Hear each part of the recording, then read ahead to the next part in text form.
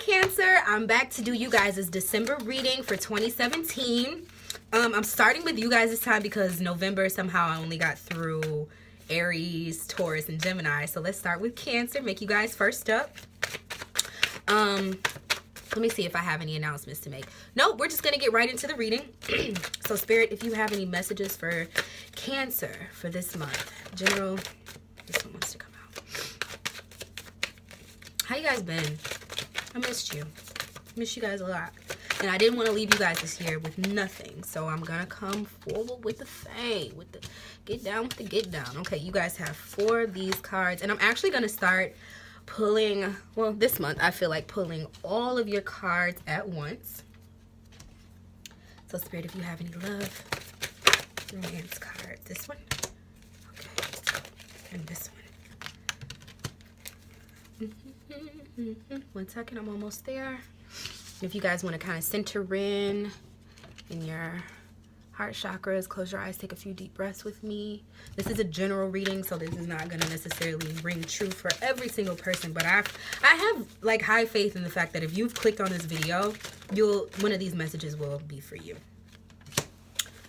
Okay, so there's something that's going on right now. Are you guys feeling a bit defensive?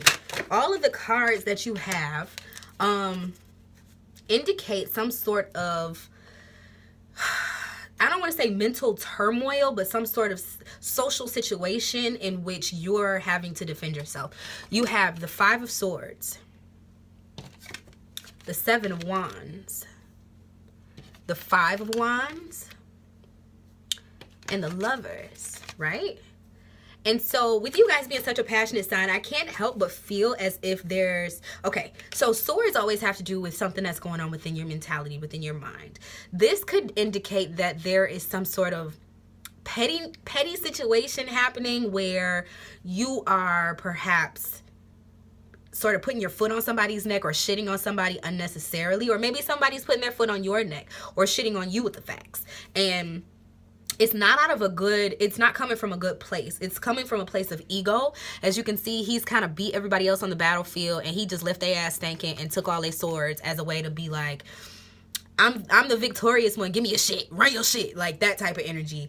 And then you have the 7 of Wands, right? So wands are always about our creative or intellectual properties, right? So he is standing in front of his house. And, you know, home is a very cancerous type of energy, like protecting the space, your sacred space, your home, where you lay your head, where you can actually go and find solace away from the world, right? So he is standing in front of his front door with his idea. And then there's these like picketers or like protesters or whomever coming at his front door as if to say, we don't agree with anything that you stand for. So we're going to go as far as to come to your front door with this bullshit just to let you know that I'm not fucking with you. And you're saying I could give a fuck who doesn't mess with me. I'm still gonna do me, and I'm gonna believe in myself.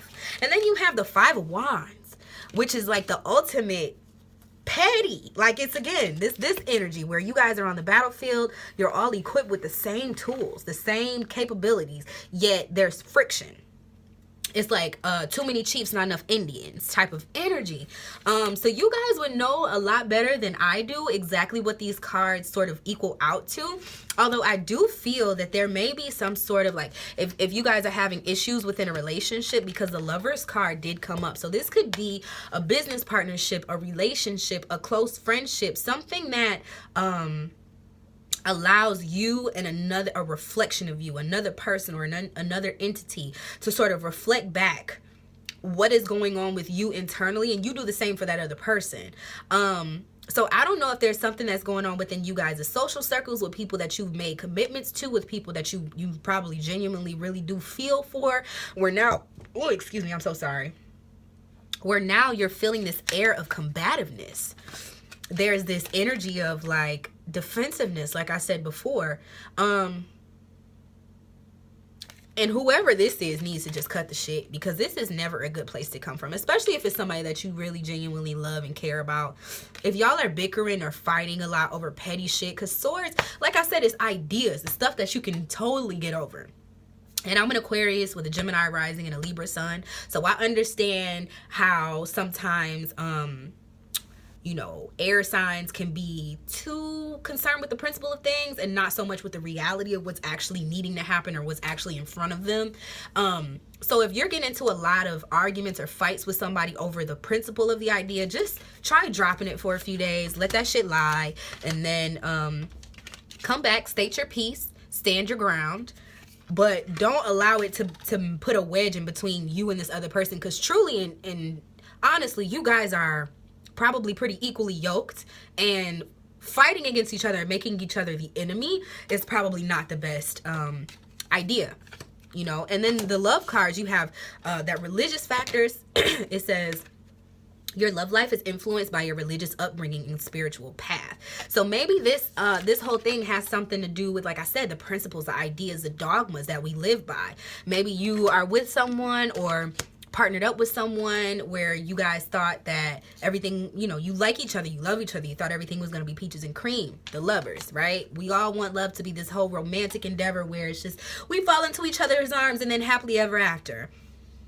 One thing we all need to come to terms with, especially going into the age of Aquarius, which could be considered the age of truth, is that romance is dead. Like, doing nice things for each other, that's all fine and dandy. But, like, if you're expecting that every single day of the week, if you're expecting that 20 years into the relationship, like, let's get a little bit more realistic about what love is. I read in an article one time that most marriages end because of political differences. And I think that religion falls into politics fully, because it's all about what you live by, what your ideas are, what you perceive as the right way to live your life, right?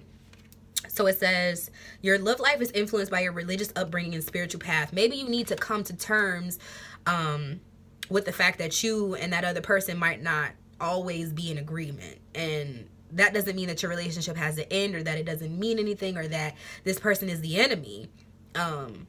But maybe you need to allow each other sort of space. And then you have worth waiting for. And it says divine timing is at work in your love life. So whatever's going on is probably meant to happen. I feel like it might even be somewhat of a growing pain. I know that a lot of us are experiencing ascension symptoms and sort of spiritual growth spurts. And sometimes it's realistic to grow a little faster than your partner, or for your partner to grow a little faster than you. And sometimes we can mistake those differences in where we are in our path as a direct, you coming for me. You know what I'm saying? Like if somebody says, well, you know, y'all both thought you guys were both Baptists, both raised Baptists. And then one person says, you know what? This church stuff doesn't resonate with me anymore. But you still want to go to church every Sunday. You might need to start going to church by yourself, you know, and just allow that person the space to grow and to do what they need to do on their path without you.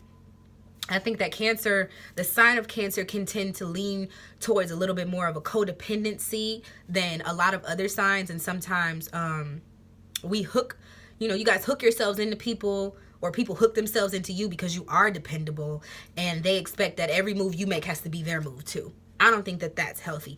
The call to action cards that you have are ask your spirit guides, ask your spirit helpers, which is a 15 card, which is a 6. That's the lover's energy.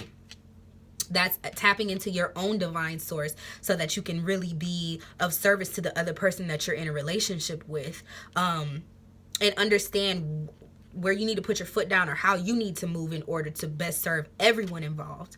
And then you also have decide, which decide is 29. That's an 11. That's a 2. That's another sort of lover energy, where more of a 2 of cups energy, where it's like talking about being dualistic by nature, the fact that human beings, we do live on a dualistic plane. And so what I'm trying to say is get more in touch with your own emotional guidance system. Identify what you feel strongly about.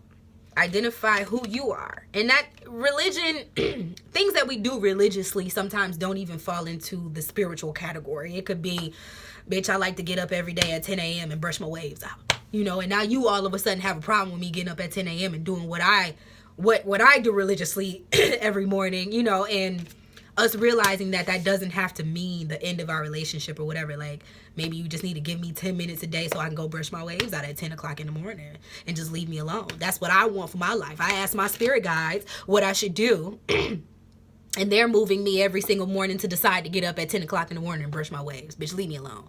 You know? And it doesn't have to be this whole energy of like arguing for the sake of arguing. Because I feel like really in this situation, nobody wins. He's got all these knives, but like, they're not keeping him warm at night. The only thing these knives are good for is cutting other people down at the knees. And when you're in this situation where you're trying to uplift another person, or you wish to be uplifted by the other person, whatever, you know, you can't coexist with this petty passive aggressive. That's what this is. Passive aggression. And it's making it so you feel like your back is up against the wall, or you're making that other person feel like their back is up against the wall. And then it ends up inciting these arguments or these petty situations where it's like, it's not even worth it.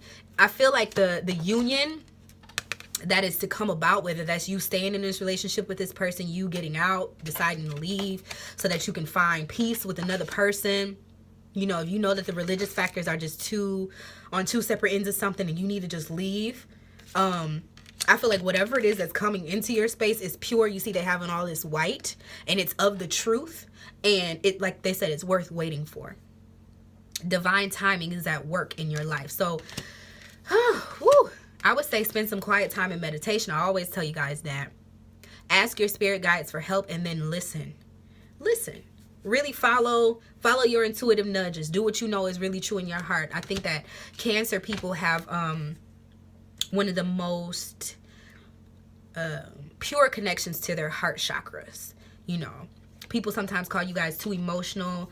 I think that you guys are just very naturally in tune, or naturally accustomed, or, you know, bred for that attunement. And so the more you start to honor yourself, and sometimes the Lover card is just you loving on yourself, honor the fact that you know you need peace, and decide what it is that you want to do, whether you can find peace with this person or whether you need to sort of, you know, decide whether you need to go down this path and be with them, or go down that path and sort of be alone in order to really center in and be able to tap back into that divine being. I hope that this makes sense for you guys, Cancer. As always, if you guys would like a personal reading with me, all you need to do is email me at nellforhighvibe@gmail.com. That information is in the description.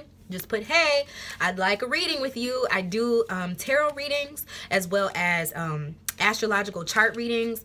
I'm gonna try to get up a mock astrology reading for you guys before the end of the month. That's on my list of goals, so that you guys can kind of see a little bit more of what I mean when I say I do astrology readings.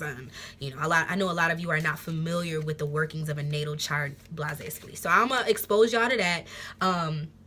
But just know all of that is available. Just email me and ask for it. All of my social media is left down below if you'd like to connect with me. Instagram and Twitter are probably the two that I frequent the most.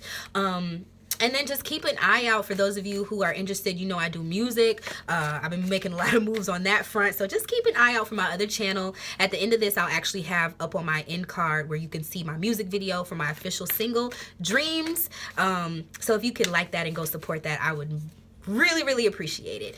As always, I love you guys very much. And leave me comments to let me know if this reading resonated with you or if it didn't. See you guys in 2018. Bye.